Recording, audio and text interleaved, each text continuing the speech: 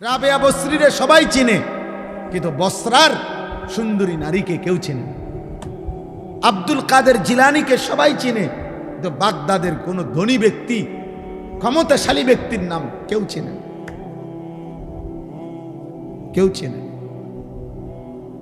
এজন্য পৃথিবীতে দুনিয়া আখেরাতে ইমান আমল ওয়ালাই সম্মানী হয়, আল্লাহর হুকুম মান্য ওয়ালাই সম্মানী হয়, সেজদা ওয়ালাই সম্মানী হয়। এই সামান্যতম দুনিয়া অল্প কতক্ষণের দোস্ত, আমরা বুঝি আর না বুঝি, আমরা মানি আর না মানি, খেয়াল করি আর ভুলে যাই, আমাদের মৃত্যু চলে আসবে। কি মনে হয়? হাসলেও মরে যাবেন, কাঁদলেও মরে যাবেন, সুখে থাকলেও মরে যাবেন, দুঃখে থাকলেও মরে যাবেন, রাজপ্রাসাদে থাকলেও মৃত্যু হবে, কুড়ে ঘরে থাকলেও মৃত্যু হবে, 3 বেলা খানা খাইলেও মৃত্যু হবে, উপাস থাকলেও মৃত্যু হবে। জীবনে যে কোনোদিন হাসে নাই তারও মরণ হবে, জীবনে যে কাঁদে নাই তারও মৃত্যু। 900 বৎসর যে সুখে ছিল, আল্লাহর নাফরমানি করছে, তারও মৃত্যু হবে। 950 বৎসর নূহ নবী ঈমান আমলের উপরে ছিল, ওনারও মৃত্যু হয়েছে। হয়েছে কি না? তাহলে 950 বৎসর পরের মানুষটাও যেহেতু মরতে হইছে, তো তুমি আমি মরতে হবে না? আমার কাছে কিতাব আছে, ওই কিতাবে স্পষ্ট আছে হযরত নূহ আলাইহিস সালামকে জিজ্ঞেস করা হয়েছিল মৃত্যুর পূর্বে, হে নবী নূহ, উনি তো পৃথিবীতে ছিলেন 950 বছর, ফালাবিসা ফীহিম আলফা সানাতিন ইল্লা 50 আমা, কোরআনের আয়াত। আল্লাহই বলছেন 950 বছর ছিলেন। মৃত্যুর পূর্বে ওনারে জিজ্ঞেস করছে, হে নবী নূহ, দুনিয়াতে আপনি কতক্ষণ ছিলেন? মৃত্যুর মুহূর্তে হযরত নূহ আলাইহিস সালাম বলতেছেন, একজন ব্যক্তির একটা ছোট্ট ঘর ছিল, ধরে নাও যে এই ঘরটা এত ছোট, তো ওই ঘরের 2টা দরজা, লাহু বাবান, এই 2 দরজার এক দরজা দিয়ে ঢোকে আর আরেক দরজা দিয়ে বাহির হয়। উনি বলেন, আল্লাহর কসম, আমার কাছে মনে হইতেছে আমি যেন ওই ব্যক্তির ছোট্ট ঘরে এক দরজা দিয়ে ঢুকলাম, আরেক দরজা দিয়ে বাহির হইলাম, মাঝখানের যেটুকু সময় এই ঘরের এই পাশ থেকে ওই পাশে যাইতে আমার এখন 950 বছর, এতটুকুই মনে হচ্ছে। 60 বছর কি মনে হবে? 70 বছর তখন কি মনে হবে ভাইয়া? যদি 950 বছর এতটুকু মনে হয়। এজন্য আজকে যে আয়াতটা আমি পড়ছি, এই আয়াতের বক্তব্য এটাই, এক নিশ্চিত সত্য, এক চিরন্তন বাস্তবতা, এক অনিবার্য সত্য। এই পৃথিবীর বন্ধু শত্রু, ইমানদার বেঈমান, আস্তিক নাস্তিক, প্রাণী পশু জন্তু জানোয়ার মানুষ মাখলুক, যা কিছু যে সত্যকে সকলেই স্বীকার করে, তার নাম মৃত্যু। এক ছোট্ট পিঁপড়াও মৃত্যু বুঝে, এক মশাও মৃত্যু বুঝে, এক কুকুরও মৃত্যু বুঝে, যার কারণে লাঠি দেখলে কুকুরও দৌড় দেয়, লাঠি দেখলে বিড়ালেও দৌড় মারে, পিঁপড়াটাও বাঁচতে চেষ্টা করে, একটা মশাও উড়াল দেয়, বাঁচার চেষ্টা করে। তাহলে মৃত্যু এমন একটি সত্য যেটা আমাদেরকে গ্রহণ করতেই হবে।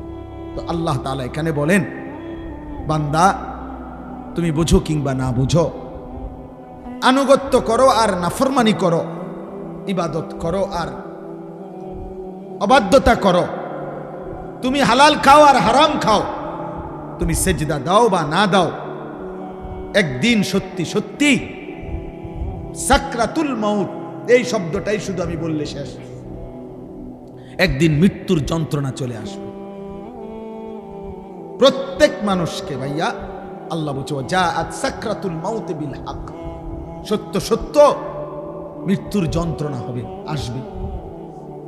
যালিকা মা কুনতা মিনহু তাহিদ, এই মৃত্যু থেকে তুমি গত বহুদিন পলায়ন করেছিলে, মরতে তুমি কখনোই চাও নাই, কিন্তু বাঁচতে তুমি পারলা না,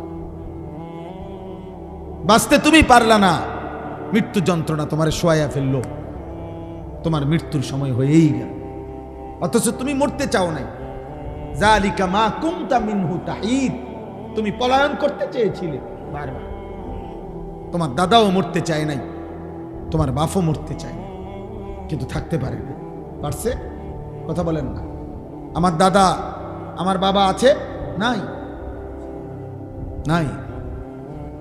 তো আল্লাহ তাআলা বলেন মৃত্যুর যন্ত্রণা আসবেই আসবে। প্রিয় ভাই, এই কথাটাই আমি বুঝাইতে চাই। আমাদের প্রত্যেক অনুগত অবাধ্য ঈমানদার নাফরমান, আমাদের প্রত্যেকের একটি নির্ধারিত সময়ে মৃত্যুর যন্ত্রণা শুরু হবে, সাকরাতুল মউত যেটারে বলে। আর সেই মৃত্যু যন্ত্রণায় সে আমাদেরকে ধরবে, সেটা গ্রহণ করতে হবে। এই পৃথিবীতে মনে রাখবেন, তাফসীরে আছে, কোন ব্যক্তি ইবাদত আমল যত বড় নেককার হোক, চাই সে নবী হোক, চাই সে নবীদের সরদার হোক, চাই সে সাইয়্যিদুল আম্বিয়া হোক, চাই সে নবী মুহাম্মদ সাল্লাল্লাহু আলাইহি সাল্লাম হোক, ওনারও মৃত্যু যন্ত্রণা ছিল। আবার সর্বনিকৃষ্ট কাফের ফেরাউন নমরুদেরও মৃত্যু যন্ত্রণা। মৃত্যু যন্ত্রণা থেকে কেউ মুক্তি পায় না। মুহাম্মদ আরবি সাল্লাল্লাহু আলাইহি ওয়াসাল্লাম, ওনারও মৃত্যুর যন্ত্রণা হয়েছে, ফেরাউন নমরুদেরও মৃত্যুর যন্ত্রণা। মৃত্যু যন্ত্রণা থেকে কেউ মুক্তি পায় না। হাদিসের মধ্যে আছে, আম্মাজান আয়েশা রাদিয়াল্লাহু তাআলা আনহা বলেন, রাসূলুল্লাহ সাল্লাল্লাহু আলাইহি ওয়াসাল্লামের ইন্তেকালের পূর্ব মুহূর্তে নবীজি সাল্লাল্লাহু আলাইহি সাল্লামের কপাল মোবারক, চেহারা বারবার ঘামে ভিজে যাচ্ছিল। উনি বলেন, আমি বাটিতে করে পানি আইনা দিছি। নবীজি তার ডান হাত মোবারক বারবার পানিতে ভিজাচ্ছিলেন, আর এই ভেজা হাত কপালে আর মুখে মুছতেছিলেন, ঘাম মুছতেছেন। আর নবীজি একটার পর একটা বারবার বাক্য বলতেছিলেন, আল্লাহুম্মা আইন্নি আলা সাকারাতিল মাউত, আয় আল্লাহ, মৃত্যুর এই যন্ত্রণার মুহূর্তে আমারে সাহায্য করেন। আল্লাহুম্মা হাফিন আলাইয়া সাকারাতিল মাউত, আল্লাহ আমার মৃত্যু যন্ত্রণা সহজ করে দেন। নবী এরপরে বলছেন, লা ইলাহা ইল্লাল্লাহ, আল্লাহ আপনি ছাড়া আর কোনো ইলাহ নাই। ইন্না লিল মাউতে সাকারাত। এরপরে নবী বলছেন, হায় মৃত্যুর বড় যন্ত্রণা। আমার মনে হইতেছিল নবী যেন বলতেছিলেন, হায় আল্লাহ, আমি এক নিষ্পাপ নবী, আমি আপনার মাহবুব, আমি আপনার বন্ধু, আমি আপনার কলিজার টুকরা, আমার আপনার এত প্রিয় মাহবুব, আমার মৃত্যুর যন্ত্রণাই যদি এমন লাগে আমার কাছে, আমার গুনাহগার উম্মতের মৃত্যু যন্ত্রণা কেমন হয়। আমার মনে হয় আর কি নবী যেন তখন এটা ভাবতেছিলেন, আর যেন বলতেছিলেন, ইন্না লিল মাউতে সাকারাত, আহা মৃত্যুর বড় যন্ত্রণা, মৃত্যুর বড় যন্ত্রণা। এক ঈমানদার, তিনি সাইয়্যিদুর রাসূল, তিনি আমাদের নবী সাল্লাল্লাহু আলাইহি ওয়াসাল্লাম। এজন্য এই পৃথিবীর সর্বশ্রেষ্ঠ ঈমানদারেরও মৃত্যুর যন্ত্রণা, মৃত্যুর যন্ত্রণা। রাসূলুল্লাহ সাল্লাল্লাহু আলাইহি সাল্লামের একজন সাহাবীর উদাহরণ দেই। নবীজির একজন বিখ্যাত সাহাবী ছিলেন হযরত আমর ইবনুল আস রাদিয়াল্লাহু তাআলা। আমর ইবনুল আস অনেক বড় সাহাবী, মিশর বিজেতা। সাহাবাদের মধ্যে উল্লেখযোগ্য সাহাবা যারা, তার মধ্যে উনি একজন। এই সাহাবী মিশর বিজয় করেছিলেন, ইসলামের ইতিহাসে বড় বড় যুদ্ধের সেনাপতি ছিলেন তিনি। নবীজি সাল্লাল্লাহু আলাইহি সাল্লামের ঘনিষ্ঠ একান্ত সহচরদের একজন ছিলেন আমর ইবনুল আস রাদিয়াল্লাহু তাআলা আনহু।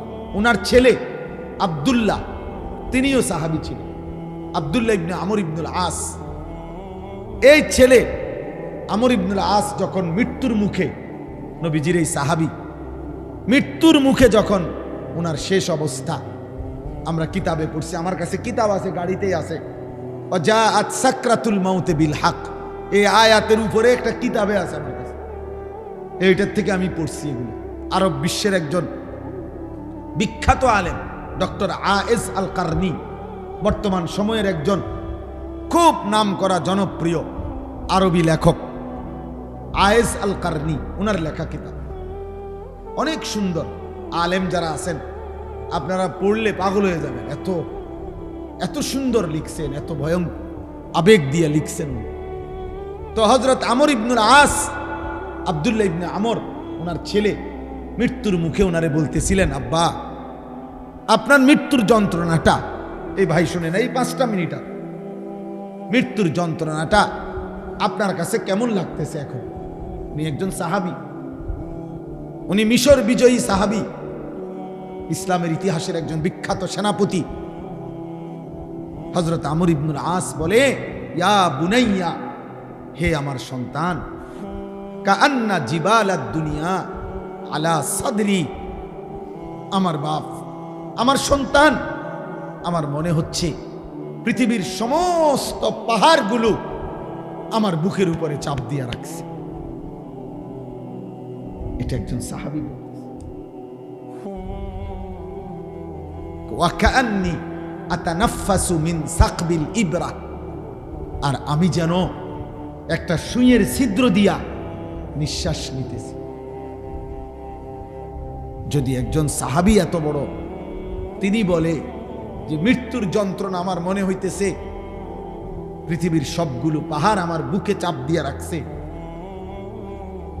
তাহলে ভাবেন তো বাপ, গত 30 বছর ধরে সুদ খায় যে হারামখোর, তার কি হবে? এই ভাই,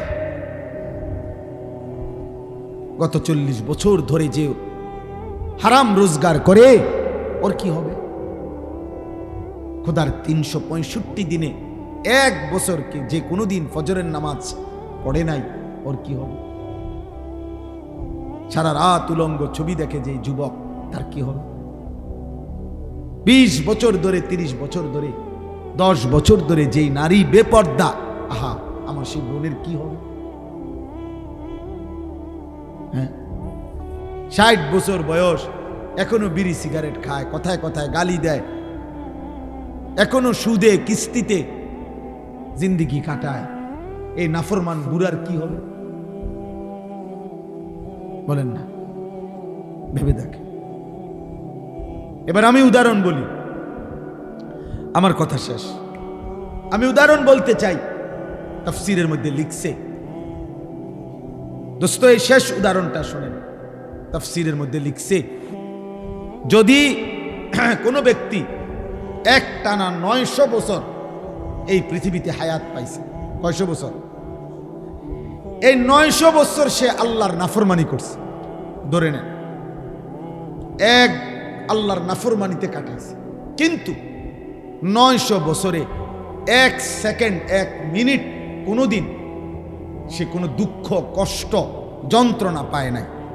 ধরে নেন 900 বছরে কোনোদিন কাঁদে নাই, 900 বছরে কোনোদিন মাথা ব্যথাও হয় না, 900 বছরে একটা কাঁটার আঘাত করেও নাই, কোনো কষ্ট পায় না, সুখের সাগরে ভাসছে। কয়শো বছর?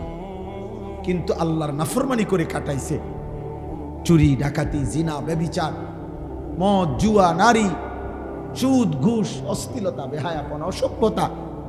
আহা, তাফসীরের মধ্যে লিখছে, এই 900 বছর পরে এই নাফরমান, খোদার কসম, তার যখন মৃত্যুর যন্ত্রণা শুরু হবে, সাকরাতুল মউত, কি শব্দটা কি? এই সাকরাতুল মউত যখন শুরু হবে, মৃত্যুর যন্ত্রণা, এখনো জান কবজ করে নাই, জান কবজ পরে, আজরাইলের জান কবজ পরে, কবর পরে, হাসরের ময়দান পরে, মিজান, ফুলসিরাত, এগুলা বাফ পরে, জাহান্নাম পরে। বেটা, আল্লাহর কসম, তাফসীরে লিখছে, 1 সেকেন্ডের মৃত্যুর যন্ত্রণা এই নাফরমান বেঈমানের 900 বছর ভুলে যাবে।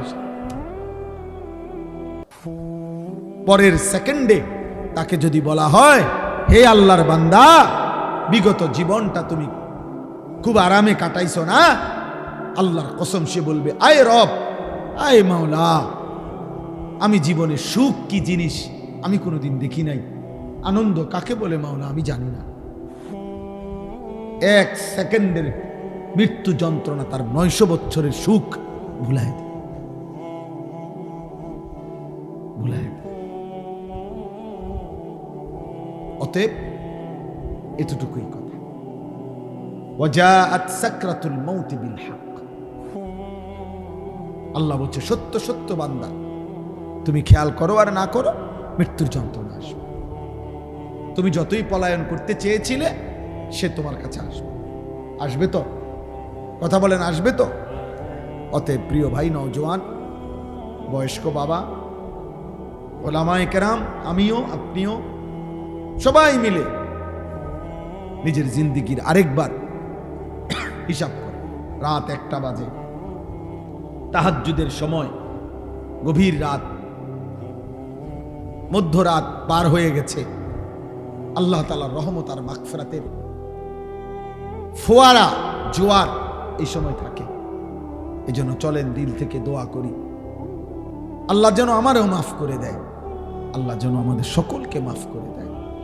প্রিয় নওজোয়ান, চরিত্রহীন হইও না। কেউ মনে রাখতো না, এ নারী দেখা, ছবি দেখা, উলঙ্গ দৃশ্য দেখা, সুদ, ঘুষ, কিস্তি, হারামের মাধ্যমে আল্লাহর নাফরমানি করে কাটাইবা।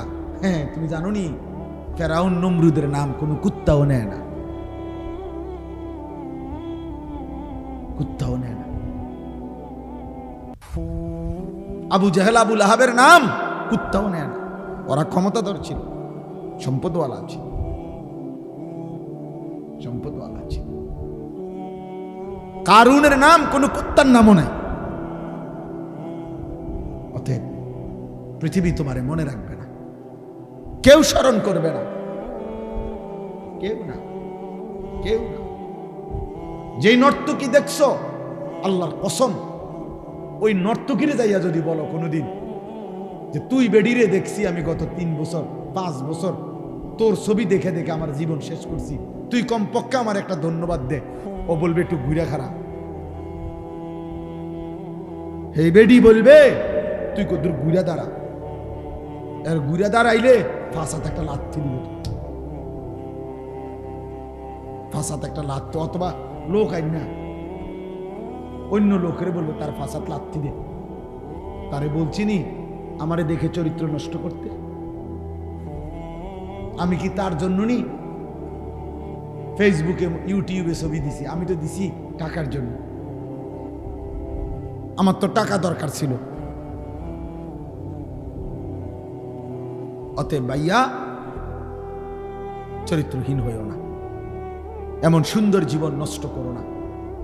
তালেব ইলম তোমাদেরকেও বলি, বাপ, এই পৃথিবীর সবাই বদলে যাক, আমি আর তুমি, আমরা মাদ্রাসা, আমরা কোরআন সুন্নাহ পড়নেওয়ালা ভাইয়া, চলো আমরা কমপক্ষে সিদ্ধান্ত নেই পৃথিবীর এই স্রোতে আমরা ভেসে যাব না ইনশাআল্লাহ। আমরা আল্লাহকে নিয়েই আছি, আমরা সেজদা নিয়েই আছি, আমরা মদিনার রসুলকে নিয়েই থাকবো ইনশাআল্লাহ। মাদ্রাসাই আমাদের ঠিকানা, কোরআনই আমাদের জিন্দেগি। আল্লাহ নবী দোয়া করতেন, আল্লাহুম্মা জাআলিল কোরআনা রাবিআ কলবি ওয়া নূরা সাদরি ওয়া জালাআ হুজনি ওয়া যাহাবা হামমি। নবী দোয়া করতেন, আয় মাওলা, আমার হৃদয়ের বসন্ত বানিয়ে দেন কোরআনকে, আমার বুকের আলো বানিয়ে দেন কোরআনকে, আমার দুঃখ বেদনা যন্ত্রণার উপশম বানিয়ে দেন কোরআনকে। কোরআন যেন আমার দুঃখ ভুলায় দেয়, কোরআন যেন আমার কষ্ট যন্ত্রণা উপশম করে দেয়, কোরআনই আমার জিন্দেগি বানায়। আমার শায়েখ আল্লামা মুফতি মুশতাকুন নবী কাসিমি হুজুরকে আমি বহুত শুনছি, হুজুর বলে, আল্লাহ কোরআনকে আমার গায়ের ওড়না বানায় দেন, আমার গায়ের ওড়না বানায় দেন, আমার গায়ের রুমাল বানায় দেন। আল্লাহ যেন আমাদের প্রত্যেকের জীবন কোরআনের সাথে, নবী সাল্লাল্লাহু আলাইহি সাল্লামের সুন্নাতের সাথে, ঈমান আমলের সাথে কবুল। কিছু বুঝে না, নিজের কিছু ভাবে না, জাদুগ্রস্ত ব্যক্তি। এই মোবাইল ধীরে ধীরে বেঈমান আজকের প্রজন্মকে জাদুগ্রস্তের মতো সম্মোহন করছে। পুরা অনুভূতি আমি এখন বলছি, মুসাগার এখন মাহফিল ছিল আমার, তো একটা ছেলে সে সামনে আইয়া চেয়ারে বসছে, ওখানে চেয়ারে বসার জায়গা করছে বৃষ্টির কারণে। এখন তার পিছনে সবগুলো লোক হলো মুরব্বী মানুষ, বয়স্ক লোক গ্রামে, আর হেতে এনে আইয়া সামনে একটা চেয়ার দিয়া সরাই এমনি বইয়া ভিডিও করতেছে। তো আমার বিবেকে আইলো যে দেখেন পিছনে এতগুলো মুরব্বী, তার বিবেকটার মধ্যে একটা বার এই কথা ভাবনাও তো আসা উচিত ছিল যে কিরে আমি এনে কই বইলাম। ভেবে দেখেন তো বিষয়টা, মানে মাসউর সে, অর্থাৎ তার ব্রেন আর সুস্থ স্বাভাবিক কোনো কাজ করে না। এটাই এখনকার ছেলে, লক্ষ লক্ষ ছেলে, কে মা কে বাবা, তার কোনো বংশ আছে কিনা, তার কোনো ইজ্জত আছে কিনা, এটা মানাবে কিনা, এটা উচিত কিনা, তার কোনো আল্লাহ আসেনি, নবী আসেনি, তার কোনো ধর্ম আছে কিনা, আহারে কিচ্ছু নাই তার। তার মোবাইলটার দ্বারা সে এমনভাবে নিয়ন্ত্রিত যে এটাই তাকে হাসায়, এটাই তাকে কাঁদায়, এটাই তাকে ডিজাইন করে দেয়, এটাই তাকে সাজায়, এটাই তাকে হাঁটায়। আর ভিন্ন কিছু তার নাই। কে তার আল্লাহ, কে তার নবী, কে তার মা, কে তার বাবা, কিচ্ছু জানে, কিচ্ছু জানে।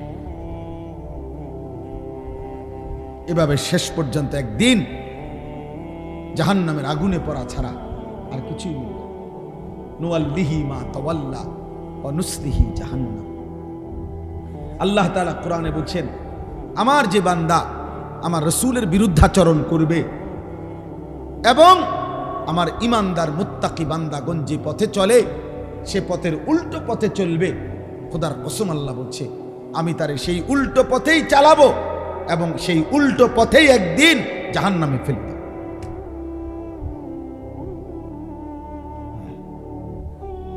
এই জন্য তালেব ইলম বলি, তালেব ইলম যে কয়েকজন আছে চালাকি কইরা কেউ টের পায় নাই, মোবাইল টিফো আলগা, বাড়িতে গেলে আশেপাশে চালাকি মনে করি, একদিন দেখবা তুমিই ছিলা বেকুব আর বাকিরা সবাই চালা। বাকি বন্ধুরা সবাই চালাক ছিল, তুমি বোকা ছিলা যে নিজের পায়ে নিজে কুড়াল মারছ। একদিন আর কেউ তোমার খবর নিবে না, এই পৃথিবীর কেউ আর চিনবে না। কত হারামখোর, কত পাপী, কত নাফরমান এই পৃথিবীতে পাত্তাও নাই, খবরও নাই, খবরও নাই। কিন্তু ঈমানদার মুমিন মুত্তাকি হাজার বছর পরেও পৃথিবী তাকে স্মরণ করেন। আলহামদুলিল্লাহ রাব্বিল আলামিন। মাওলায়ে কারীম আপনি মাফ করে দেন, আই কারীম আপনি মাফ করে দেন। রাত অনেক গভীর মাওলা, আপনি দেখছেন একেবারে হাতে গোনা অল্প কয়েকজন নাফরমান গোলাম, সামান্যই কয়েকজনকে আপনি মাফ করে দিলে আপনার মতো আরহামুর রাহিমিনের কিছুই কমবে না, আপনার মতো রহমানের কমবে না রে বাবা। আমাদের অনেক উপকার হবে, আমরা জাহান্নাম থেকে বেঁচে যাব না, আমরা কবরের আযাব থেকে বেঁচে যাব, আমরা মৃত্যু যন্ত্রণা থেকে বেঁচে যাব।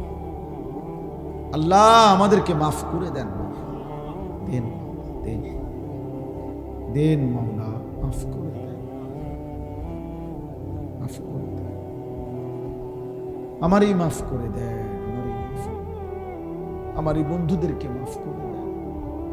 আল্লাহ এই কিশোর নওজোয়ান ছেলেগুলোকে মাফ করে দেন, উলামায়ে কেরামকে মাফ করে দেন, তালেবে ইলমকে মাফ করে দেন। আল্লাহ আজকের এই মাহফিলের প্রথম থেকে এই পর্যন্ত যতজন এসেছিল সকলকে মাফ করে দেন, যত উলামায়ে কেরাম এসেছিল সকলকে মাফ করে দেন, যতজন ভালোবেসে সহযোগিতা করেছিল, দান করেছিল, আল্লাহ পরামর্শ দিয়েছিল, আন্তরিকতা দেখাইছিল, সকলকে মাফ করে দেন। সমস্ত কবরবাসীদেরকে মাফ করে দেন। আমি আর রাত গভীরে মাওলা আর কিছুই চাইব না আজকে মাওলা, আমি একটাই চাইলাম, আর কিছু দেন আর না দেন, এই মাওলা মাফ করে দেন, মাওলা মাফ করে দেন, মাফ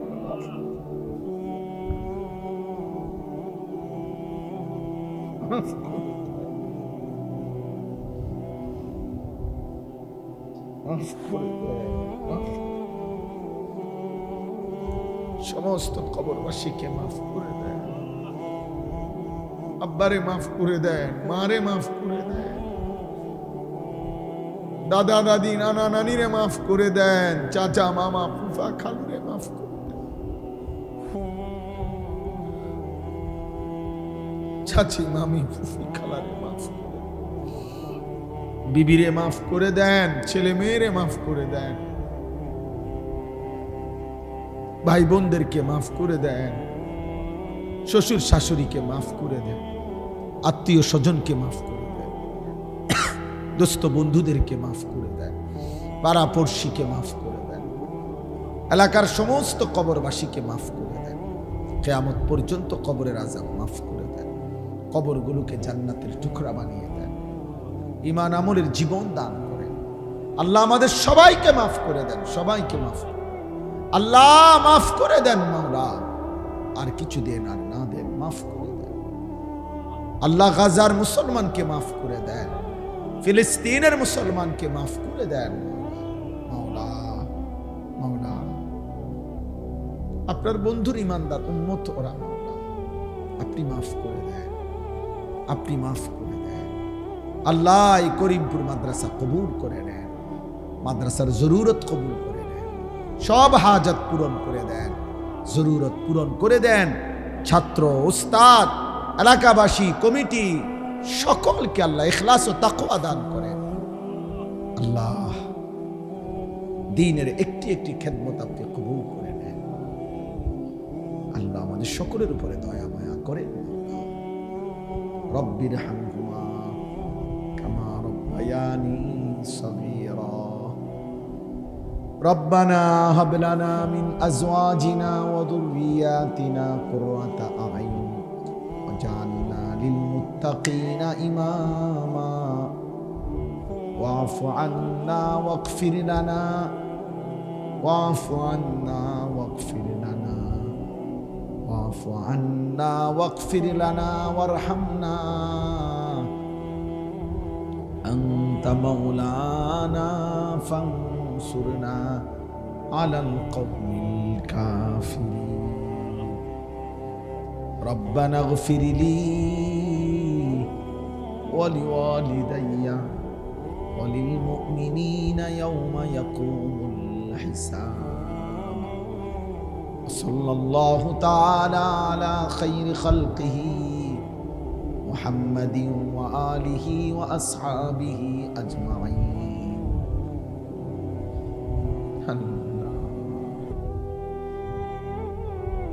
মাফ করে দিয়েন রে মাওলা, আপনার ভালোবাসা মোহব্বত দিয়েন মাওলা,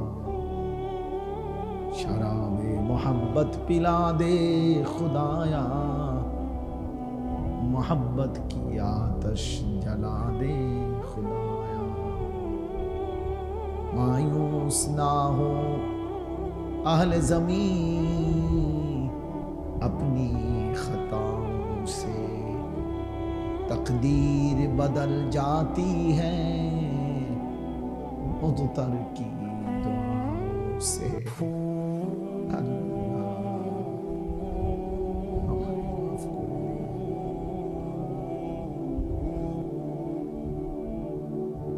سبحان ربك رب العزة عما يصفون وسلام على المرسلين والحمد لله رب